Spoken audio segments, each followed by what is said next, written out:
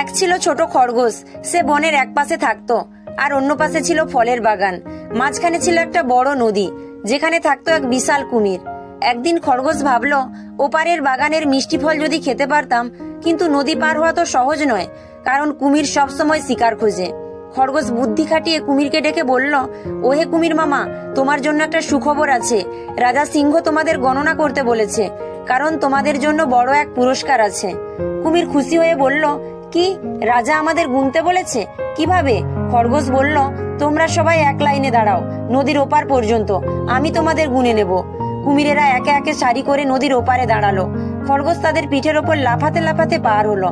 শেষ কুমিরের ওপর দাঁড়িয়ে সে মুচকি হেসে বলল, বোকা কুমির, আমি তো শুধু নদী পার হবার উপায় খুঁজছিলাম। এ কথা শুনে কুমিরেরা রেগে গেল, কিন্তু খরগোশ তো তখন মিষ্টি ফলের বাগানে ঢুকে পড়েছে। এই গল্প থেকে আমরা এই শিক্ষাই পাই, বুদ্ধি দিয়ে বড় বিপদও এড়ানো যায়।